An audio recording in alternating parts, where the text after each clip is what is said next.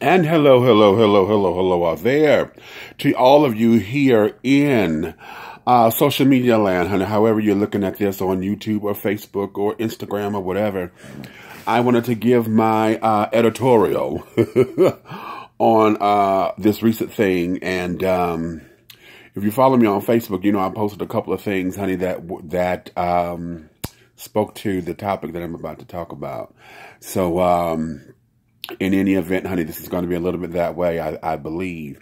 So before we get started, honey, for those of you who don't know who I am Demetrius Big Meech Taylor, and you are dishing tea, darlings, with Big Meech right here on the social media platform. So please feel free to follow me and subscribe to all of the links, honey, to Facebook and here on YouTube or here on Instagram or Twitter and carrying on. I will put all of that information in the description below so that you can follow me and carry it on. Please hit the like and subscribe so that you can always get a hold of me. And the website will be down there as well so that you can find out everything about dishing tea.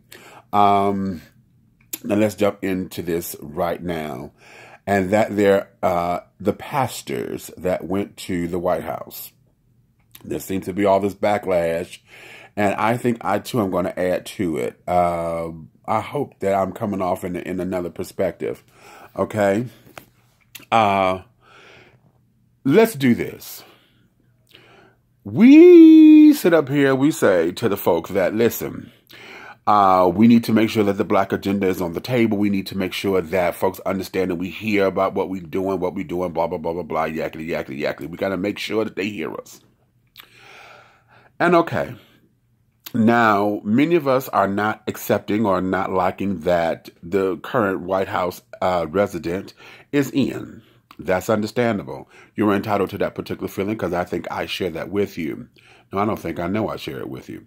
At the same time, what we can't do is be upset with anybody who wants to sit down there and take a meeting with this man. Now, y'all gave Steve Harvey a backlash.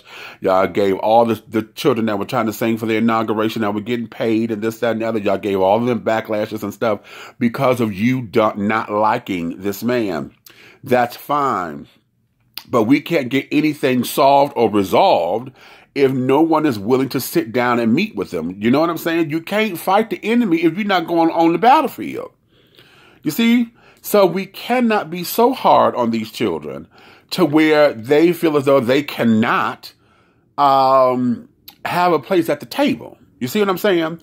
So in saying that, I admire the pastors for wanting to take a meeting. However, I just listened to Pastor Jamal Bryant's little rebuttal, well, a snippet of it. I didn't hear the whole thing. I saw a snippet of it. In his backlash or in his calling these children out, he was one who stated that they were told, he got minutes or whatever, and it was said that in order for them to be here at this particular meeting, that the pastors or whatever were not allowed to ask any questions. If that there is true, then that fortifies everything that I'm about to say. Okay? Because I truly believe that this particular evangelical or this black evangelical coming to Jesus moment, honey, was completely unnecessary. Okay? I think everybody keeps saying, was this a photo op? No, I don't think it was a photo op. I think this was something just to appease folks, to sit down there and say, oh, well, we met with the president and he didn't want to listen to us, you know, just to give fuel to the fodder or whatever the case may be. But a fodder to the fuel or however we're going to term that. I think this here was just a waste of fucking time. Okay? Now, I'm going to pick out the two pastors who are all in question. I don't know all the pastors that were there because all of them, I have not seen anything where all the pastors who were in attendance have been named. But John Gray and this Daryl Scott person. Now, this Daryl Scott, he's been on this bandwagon with Trump since Trump was campaigning. And when he was senator, you know, he was not a senator, when he was a candidate and carried on in campaigning. Now, I don't like using terms like coon and Uncle Tom and carrying on and this, that, and the other. What I will say is this man has his own agenda, and it seems as though he believes that him having white folks in his back pocket is going to sit down there and give him what he needs to catapult himself into the next wherever he's trying to go. I won't call it a sellout. I think he's trying to do a step up. I think he's trying to partner with powerful white people or people who has coin that's going to get him there. And I don't think he's doing that successfully. John Gray. A lot of folks see him as the TD Jakes in the making, okay?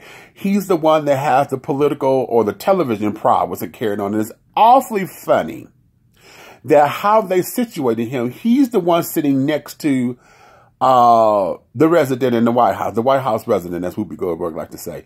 He's the one that's sitting next to him, not this Daryl motherfucker that got all the mouth and carried on. John is sitting next to him.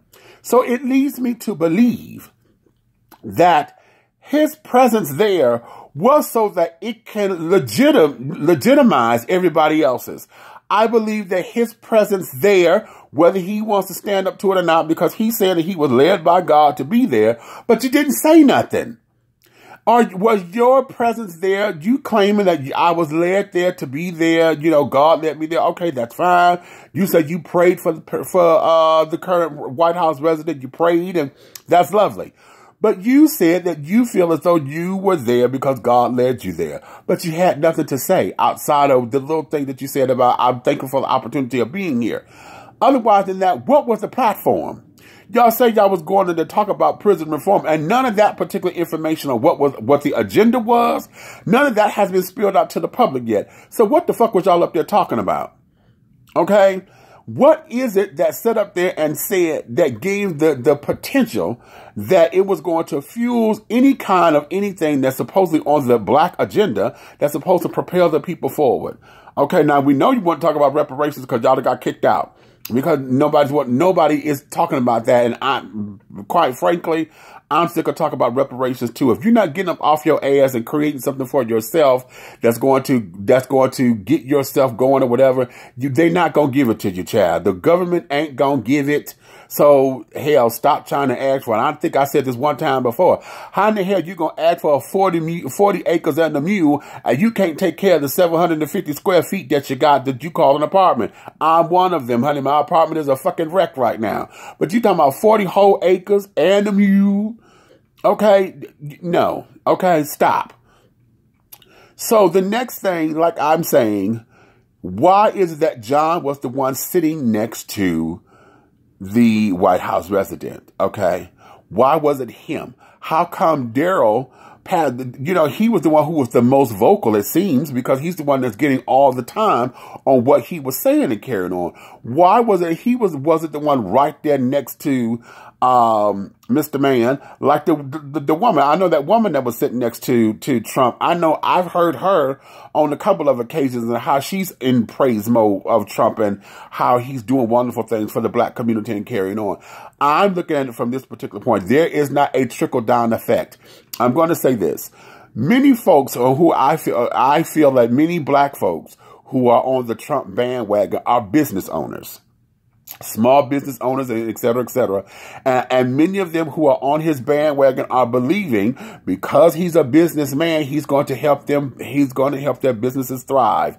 He done sat up there and told the folks, I didn't pay taxes for 20 years. So I know every business person done perked up and be like, okay, if you in this office and you didn't pay taxes and who has still not sold his tax records, if you have not paid your taxes, you gonna give us the secret as to how we gonna do this too. You know what I'm saying? So now everybody's in this back pocket and think that the capitalistic agenda is going to take forth or go forth. And I don't think that's going to happen. So all these black folks who are in Trump's corner are usually those who are business children who trying to get the up and make their businesses whatever, trying to get their international connection, trying to get their foreign exchange connected, trying to get whatever so that they can be thriving business people.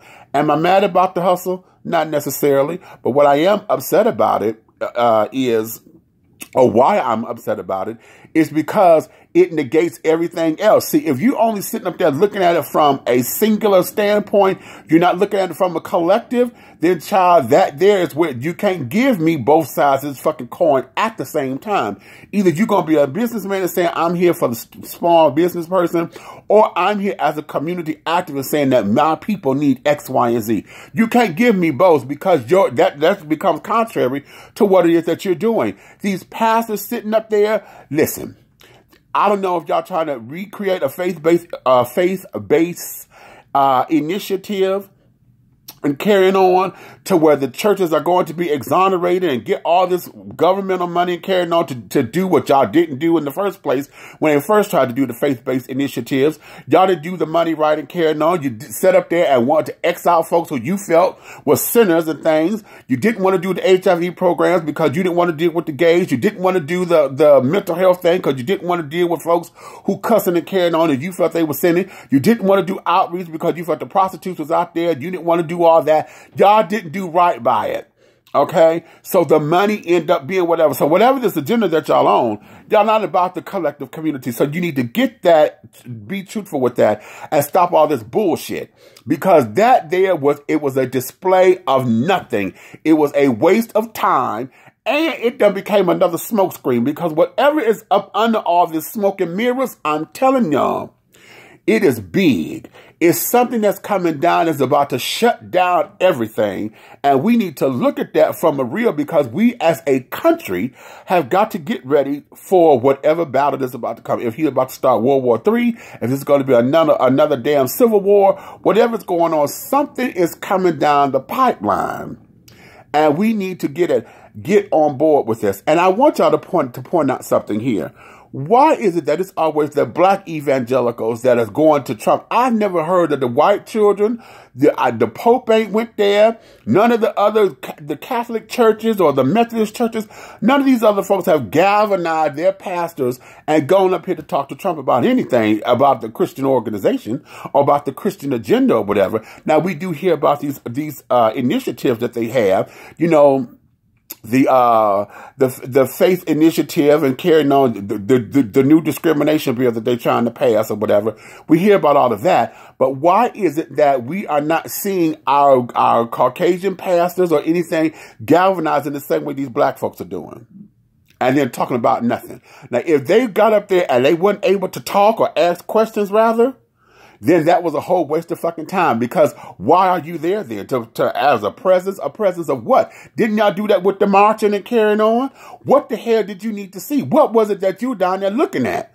Or needed for him to understand? Outside of kissing his orange ass and telling him all this old bullshit. I'm trying to get that. So here, I'm going to leave it there because I'm using the phone and I'm almost out of time and I don't want this thing to cut off on me. So I'm going to leave it there and I'm going to allow you to put all of your comments here down, you know, comment and carrying on. Let's get this discussion going and let's dish this tea real quickly. Because if I'm dishing the tea and you got some crumpets, dunk that crumpet, baby. Let's get down to the real nitty-gritty of all this.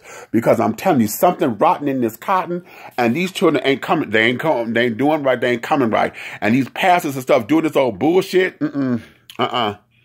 it's a smoke screen. You understand me? It's a smoke screen. And they're using John for whatever notoriety. He on Oprah's network. Child, come on. You on Oprah's network, you up there with Iyanla and carrying on. You have that kind of status and they got you sitting next to the president? Really? Y'all sit up there and do that, honey. So y'all get back with me. Put your comments down below. And